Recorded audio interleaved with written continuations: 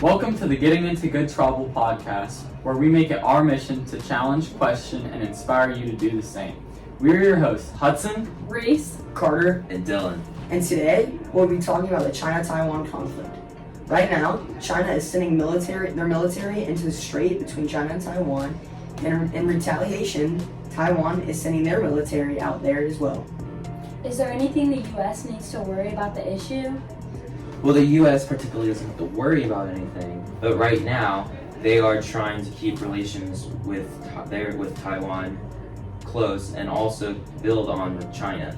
See, they're good trade partners with Taiwan.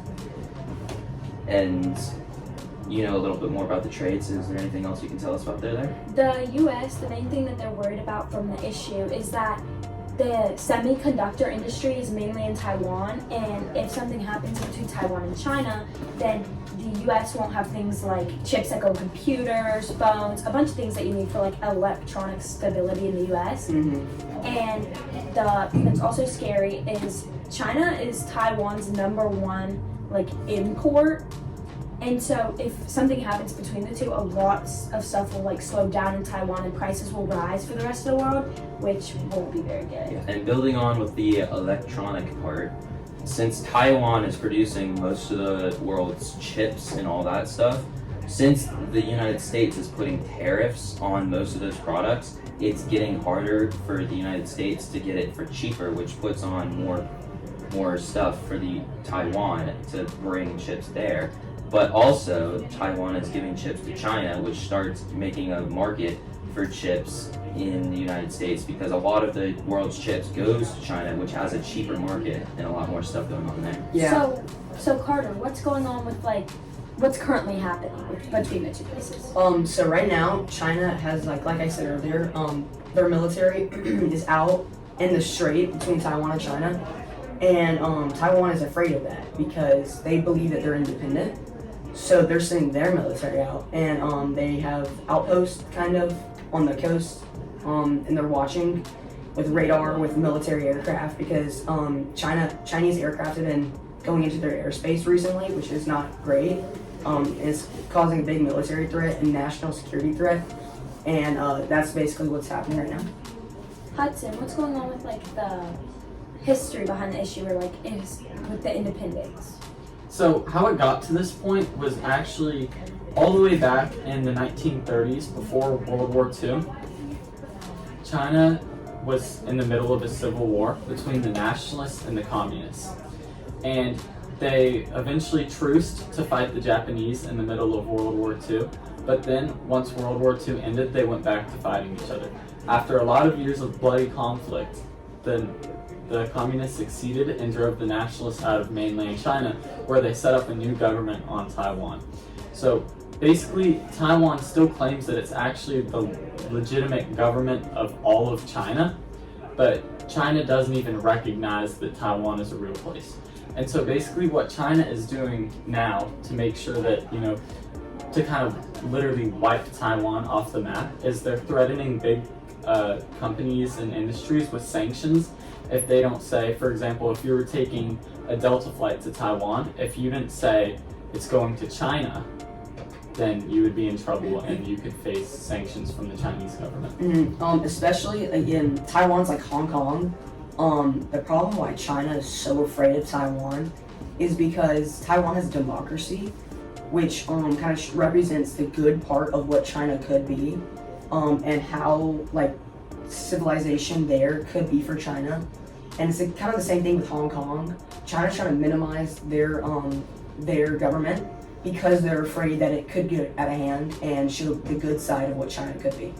Yeah. All of the dictatorships, what they're actually afraid of is the people that they actually oppress. So it makes sense that they're so afraid of having two beacons of democracy nearby. So both Hong Kong and Taiwan represent a huge political threat for the leading party of China.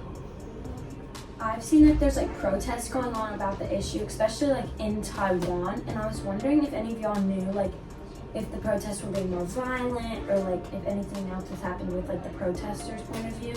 Yeah, so I was reading earlier this week that I saw actually people were chanting they weren't actually being violent, but they were saying, like, they would say Taiwan, and everyone would say yeah, and then they'd say China, and they're like no, like they'd be like that. And I just found that kind of interesting. It's not violent, but it's kind of impactful. Does that build on to the fact that there's these Taiwanese people who are believing in one thing? Are there also people in Taiwan who believe that they should be a part of China? Is there like a conflict inside there? I think that's kind of a opinionated thing. I mean, surely there's probably a few people in Taiwan, but most of the population really believes about independence. And it's definitely the government is independent. They want to stay that way. They want to keep it and officially like be recognized by more countries. Right. So Dylan, what's kind of like happening with the U.S. right now in regard to Taiwan? So the United States and Taiwan are actually sort of a neutral agreement. Back in after World War II, they actually had a mutual defense treaty, but that kind of got shot down over the road. So what the United States is doing right now is they're trying to keep a mutual relationship with both China and Taiwan. They're trying to be more neutral, but they are more siding with Taiwan. But yet there hasn't been much action with them helping. However, Taiwan has bought a lot of arms from the United States during Trump's administration and ongoing. I think they are the most buyer out of all arms. Is that right? Yeah, I think so. And can you also tell me why Taiwan's only recognized by 13 countries, and that doesn't even include the U.S.? So, like you said, only 13 countries officially recognize Taiwan as an actual country. And what's interesting about that is Taiwan doesn't even recognize themselves as Taiwan. They claim to be the rightful government over all of China, like I said earlier. So their official name would actually be the Republic of China, which you can also see that kind of ties back into how China was afraid of the democracy from Taiwan earlier. That definitely, shows how Taiwan, probably has ambitions in the future to spread democracy to China. And that's exactly what the ruling party of China right now is afraid about. So they use a lot of mass censorship and basically try and keep the democracy from coming over the Chinese Strait. And so through that mass censorship, that doesn't just include in China, that also includes around the rest of the world. So what they want Taiwan to do is basically lose its own identity so that people forget about it, and then one day they can come in and take it over. So Carter, can you explain what a strait is? So specifically the China-Taiwan Strait in between, China has a specific part of that water off their coast, which is their territory, their waters, and Taiwan has a specific amount of water off of their coast, which is theirs. And in between, there's a little slit of international water, and a lot of cargo ships and military ships go through there. And for example, some U.S. ships go through there, a lot, to go to Taiwan and other countries like Japan and stuff like that. And China will retaliate because they don't want them that close to mainland China, and they'll send their navy out there and become dangerously close to like those ships. And as well as cargo ships. Cargo ships go through that area, and China kind of pushes them away because they do not want them near their land. So, how does the strait affect the issue? Is it if China enters Taiwan's waters, or if Taiwan enters China's, or how do they know if it's international water or owned by a country? Well, both Taiwan and China have their own strip of water around their coastline, which determines that, it's their territory, their waters. But every single piece of water that's not claimed by a country is international waters. So what they've been doing is basically encroaching in each other's territorial waters with military ships, and that's caused a lot of the rising tension and kind of what's making both sides kind of nervous. Has the tension been getting worse recently, or has it always been as bad? Because I feel we've talked a lot about the history, but now is it as bad as it used to be, or is it way worse? So recent years, China has been upping their military action in the Strait, because as Taiwan grows as a country, that gives China kind of a idea of what the enemy is. But one disadvantage that Taiwan has, specifically if it escalates even further, is that they're an island, a very small island right there next to China. If they get attacked, they just gotta keep pushing back, and eventually they're gonna reach their southeastern Bay area, and they're just gonna be trapped by soldiers. Yeah, and I'd also say that right now with the new president in the United States, since he's trying to, be more active, be more feared as a country, he's also going in and doing things with resources and giving Taiwan different arms and different resources to help them out. So there's a lot more tension and a lot more pressure current day right now. Is anyone else helping Taiwan with that's part of NATO, or is it just that the U.S. is the only country involved? So as we know that Taiwan is a big computer part distributor, that kind of isn't a direct help, but by countries like NATO and countries inside of NATO buying those parts of computers, that drastically improves their military, because that gives them a ton of money, because they're the biggest distributor of these parts. And I want to say, going back to Dylan, a really, really crucial example of this is Ukraine right now. Right. Donald Trump right now is trying to get valuable resources that are inside of Ukraine in exchange for military aid. And I just kind of think this situation is really similar to Taiwan, China, and Taiwan and the U.S.'s relationships. So we've talked a lot about computer parts and stuff, but what in specific do they use the parts from Taiwan for? Okay, so these big companies, NVIDIA, AMD, and Intel, have or import different chips or electronics from Taiwan, where they make it there, and they bring it into the United States or all over the other world, where they produce graphics cards, CPUs, and different components for computers, gaming PCs, other technology, even supercomputers for nuclear research, nuclear control, space, and most electronical researchers that need a lot of computing power. So Intel will take their chips from Taiwan and bring them into the United States for a lot of computing power for bigger projects in that instance. But right now, with all the tariffs and all the different conflicts, there's a big shortage in different electronical components in these other places because of how little they can make, and how